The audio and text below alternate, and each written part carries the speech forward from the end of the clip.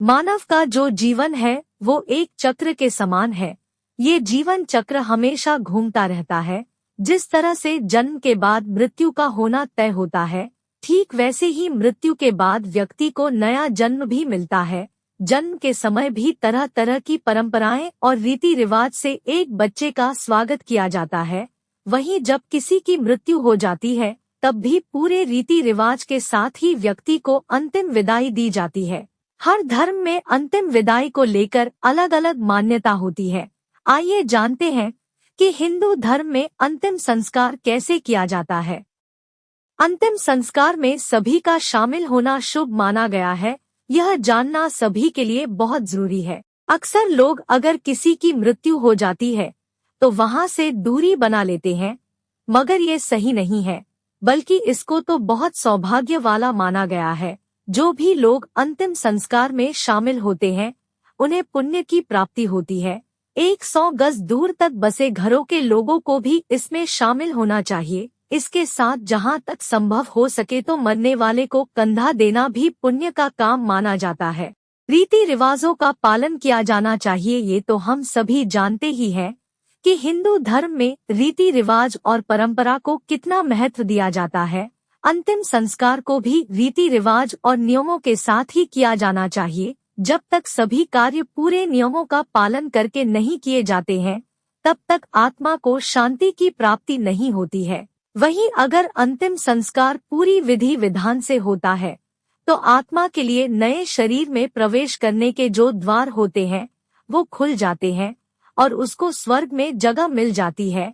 हिंदू धर्म में बच्चों और साधु संतों को जलाने का रिवाज नहीं है, बल्कि इन्हें दफनाया जाता है। जलाने और दफनाने दोनों ही तरीकों को वैदिक सभ्यता से अगर किया जाए तो ही उचित माना जाता है।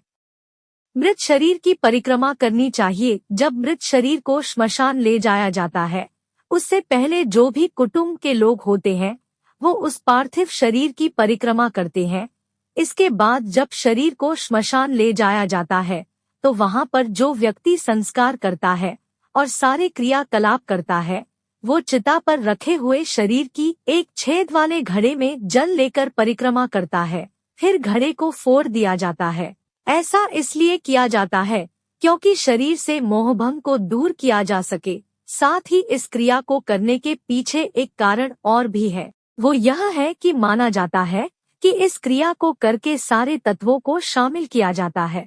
उचित दिशा का ज्ञान होना जरूरी है। जब भी शरीर को श्मशान तक ले जाया जाता है, तो हमेशा सिर को आगे और पैर को पीछे रखा जाता है। इसके बाद मृत शरीर को विश्रांत स्थल पर एक वेदी पर रखने की प्रक्रिया है। ऐसा इसलिए किया जाता है ताकि आखिरी बार जो मृत व्यक्ति है, वो इस संसार को देख सके। इसी के बाद मृतदेह की दिशा में बदलाव कर दिया जाता है और पैरों को आगे तथा सिर को पीछे कर दिया जाता है। इसका ये मतलब होता है कि अब मृत शरीर को श्मशान का रास्ता देखते हुए आगे बढ़ना होता है। फिर जब शरीर को चिता पर लेटाया जाता है, तब शरीर का सिर चिता पर दक्षिण दिशा की ओर कर दिया जाता है। दाह संस्कार करने के नियम उसी दाह संस्कार को श्रेष्ठ माना जाता है, जिसमें पूरे रीति रिवाज का पालन करके मृत शरीर को लकड़ी की चिता पर लेटाया जाता है। जब भी दाह संस्कार किया जाए तो वो पूरे आदर और सम्मान के साथ किया जाना चाहिए। इसी से सभ्यता व असभ्यता का बोध होता है। श्मशान तक पूरे अनुशासन का पालन किया जाना चाहिए। जब शरीर को अग्नि दी जाए तब वैदिक या फिर पौराणिक मान्यताओं का पालन अवश्य करना चाहिए। मुंडन संस्कार भी होना चाहिए। दाह संस्कार के बाद जितने भी पुरुष परिजन होते हैं, उनका मुंडन संस्कार किया जाता है। इसके पीछे दो कारण छुपे हुए हैं। पहला कारण तो है कि इससे मृत व्यक्ति के प्रति श्रद्धा और सम्मान प्रकट किया जाता है। दूसरा कारण है कि जो भी संक्रमण का खतरा रहता है, वो खत्म हो जाता है। मृत्यु के बाद शरीर में सड़न शुरू होने लगती है और बहुत सारे जीवाणु शरीर में अपना बसेरा बना लेते हैं। ऐसे में रिश्तेदार और परिवार के लिए शरीर को कई बार छू लेते हैं, श्मशान तक ले जाने तक। इसीलिए उनमें जीवाणु के जाने का खतरा हो जाता है।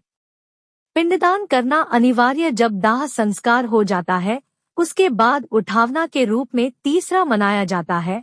फिर 10वें दिन शांति कर्म होता है, जिसमें मुंडन संस्कार को शामिल किया जाता है। इसके बाद 12वें दिन पिंडदान किया जाता है और अंत में 13वें दिन मृत्यु भोज किया जाता है। व्यक्ति को मरने के बाद ऊपर के लोक में सफर करना होता है। इसके लिए व्यक्ति को ऊर्जा चाहिए होती है। ये ऊर्जा मृत आत्मा को